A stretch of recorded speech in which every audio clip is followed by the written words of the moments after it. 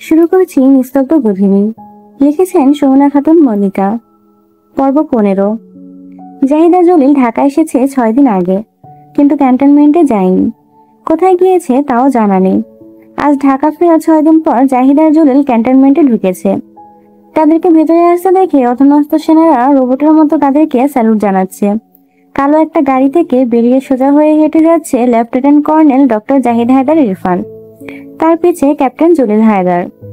জলিলের পরনে সৈনিকদের স্বাভাবিক পোশাক, বুকের কাছে প্যারা কমান্ডের ব্যাজ, বাংলাদেশের পতাকার ব্যাজ। জাহিদের পরনে নেভি ব্লু কোট প্যান্ট, হাতে গ্লাভস, পায়ে বুট। তার টুপি জলিল ধরে রেখেছে।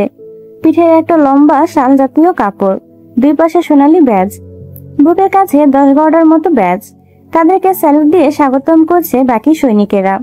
তারপর তারা সোজা নিজেদের আলাদা বাড়িতে চলে যায়, সেটা ক্যান্টনমেন্টের ভেতরেই। বকুলের পরীক্ষা শেষ হতে এখনো 1 সপ্তাহ। জাহিদ যেভাবে যেভাবে নির্দেশনা দিয়েছে সেভাবেই লিখে এসেছে। তাছাড়া বকুল তুখোড় মেধাবী। এর মধ্যে আবার একদিন জমিদার বাড়ি থেকে মহিলাদের আগমন। তারা সুসংবাদ নিয়ে এসেছে। চুমকি অন্তঃসত্ত্বা, বাড়ির সবাই ভীষণ খুশি। ইশারা বেগম এসে নিজের বৌমাদের খোঁজ করছে। বকুল আর শালুক এসে তাকে সালাম করতে তিনি দুই বৌমাকে জড়িয়ে ধরে বললেন, তোমরা নাই আমার ঘরে, আলো বাতাসও নাই। কতবার কইলাম বাড়ির থেকে পরীক্ষা দিও, দুই ছাড়া কেউ মানলো না। পরীক্ষা কেমন হইতাছে বকুল? জি আম্মা, ভালো। আমার শালুক ছাড়াও তো বাইরে নিস্তব্ধ হয়ে গেছে গা। নিয়ে যে যামু স্যারেরা শুনলে আবার চেঁচবো। শালুক, তোমার তো প্রথম সাময়িক পরীক্ষা কেমন হইতাছে? মোটামুটি আম্মা। সেই মুহূর্তে বাড়িতে ঢুকলো বিনু কাকি। সে ইশারা বেগমের বৌমাদের উপর ভালোবাসা দেখে খালি পেয়ে বলতে লাগলো, বেটার বউ করে এমনি মাথায় উঠায় না গিন্নিমা, সবল যখন দিব সেই দিনকা বুঝবেন। আমি দেখা শুই না তোমার মতো কাল নাগিনী আনি নাই। আমার দুই বৌমাই রানী হওয়ার যোগ্য। মাথার মুকুটে মাথায় রাখবো না তো কোন হানে রাখবো? কথা কম কবা তো ভালো। বিনুর সাথে এসেছিল পাশের পাড়ার রোকেয়া চাচি। ইশারা বেগম সরে যেতেই সে বলল, অল্প কথায় হুমকি, বাপ রে বাপ, এর লাগে তো গিন্নিমা হইছে।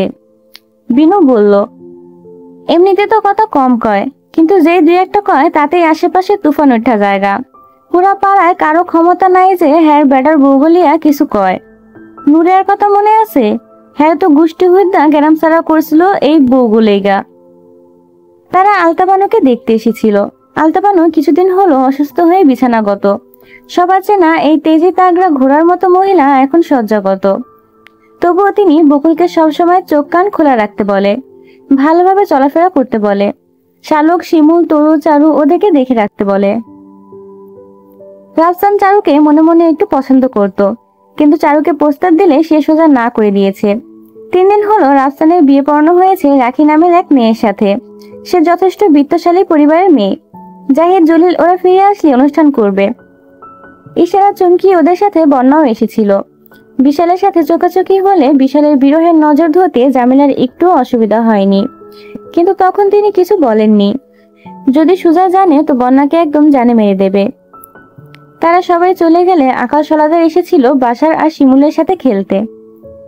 চারু, তরু, বিনু, রাধা, দিশা, শালুকও খেলে তাদের সাথে, কারণ জানে তাকে খেলার অধিকার তার স্বামী আর শাশুড়ি দিয়ে গেছে। কারো সাহস নেই যে মানা করবে, একমাত্র বকুল ছাড়া।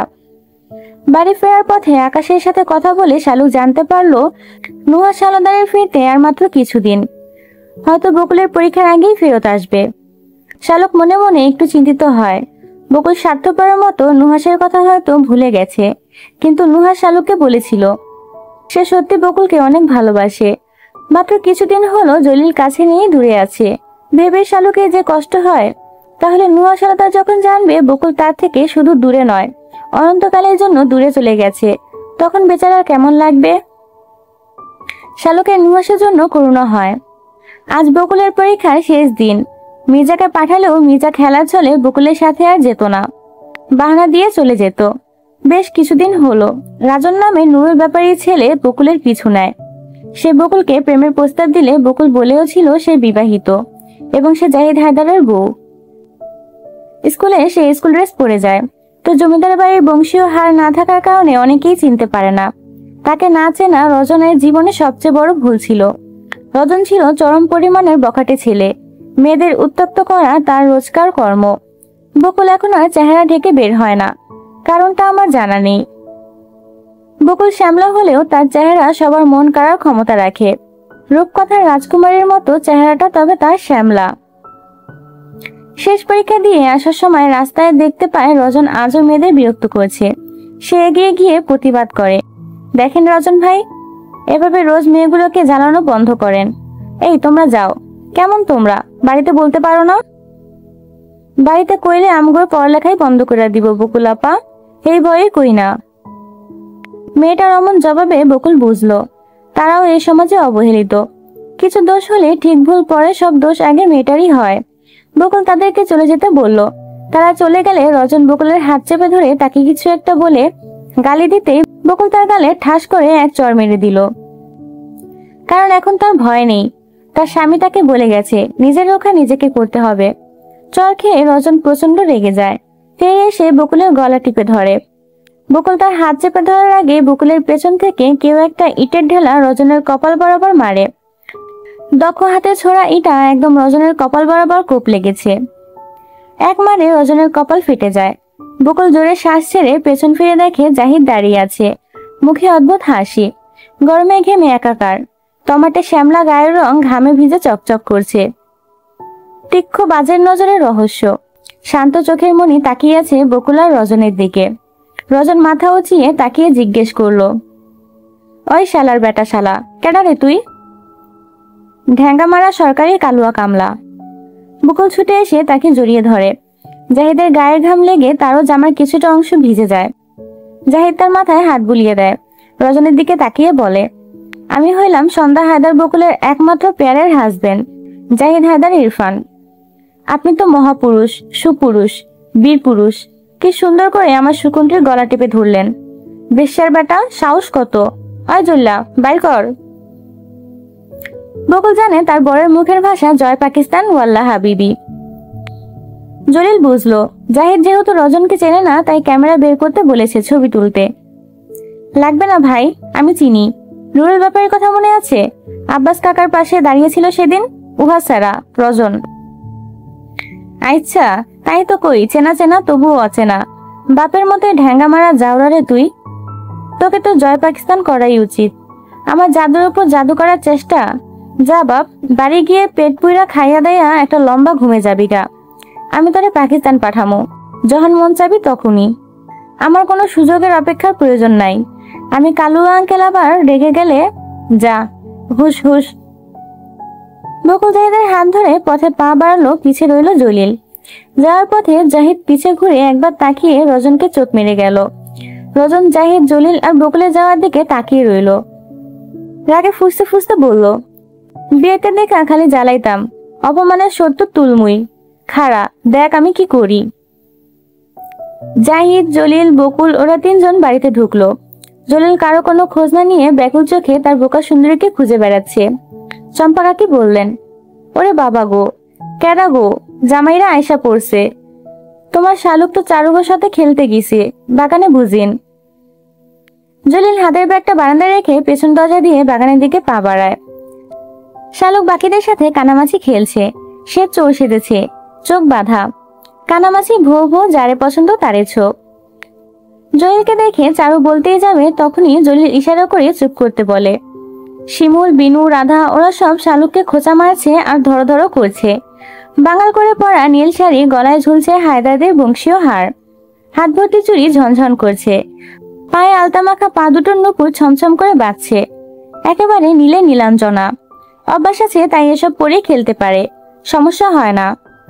রাধা বলল, ধর ধর শালুক, যারে পাবি তারেই ধর, যারে পছন্দ তারে ছো। কানামাছি ভো ভো, যারে পছন্দ তারে ছো। জলিল ভিড়ের মধ্যে এগিয়ে যেতে সবাই পিছিয়ে গেল। শালুক হাতাতে হাতাতে জলিলকে সজোরে ধরে চিৎকার করে উঠল, মামা মামা, মাছ ধরেছি। একটু হাতাতে হাতাতে শালুকের মুখের হাসি গায়েব হয়ে গেল। বাঁধা চোখ দুটো থেকে গড়িয়ে পড়ল নিঃশব্দের বাড়িধারা। দেখতে না পেলেও সে বুঝতে পেরেছে তার অপেক্ষার প্রহর শেষ হয়েছে।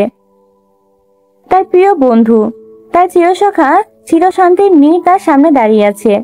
প্রশান্তির হাওয়ায় তার ভেতরটা ছেয়ে গেছে। ঠোঁট ফুলানো নীল শাড়ি পরা জলিলের বোকা সুন্দরী তাকে জানান দিচ্ছে সে তার জন্য ঠিক কতটা অপেক্ষা করেছে। জলিল এক হাতে শালুকের চোখের পট্টি খুলে দিয়ে একটা অসম্ভব সুন্দর হাসি দিল। শ্যামবর মুখে সেই হাসিটা শালুকের সান্ত্বনার জন্য যথেষ্ট। শালুক জাপটে জড়িয়ে ধরে বলল, আপনার কথা আমার রোজ মনে পড়েছে ক্যাপ্টেন সাহেব। এবার আমাকে একা রেখে যাবেন না তো? কেঁদো না নীলাঞ্জনা, তোমাকে অপেক্ষা করার জন্য আমি সত্যিই খুব দুঃখিত। দিনগুলো কেমন ছিল আপনি জানেন? আমি ঠিক করে ঘুমাতেও পারিনি, চোখের নিচে কালি পড়ে গেছে দেখেন। আপনি তো আমায় ভুলেই গেছিলেন। জলিল দুই হাতে শালুককে জড়িয়ে ধরে সুর করে শোনালো। এরপর বিষণ্ণ দিন, বাজে না মনোবিন, অবসাদে ঘিরে থাকা সেই দীর্ঘদিন।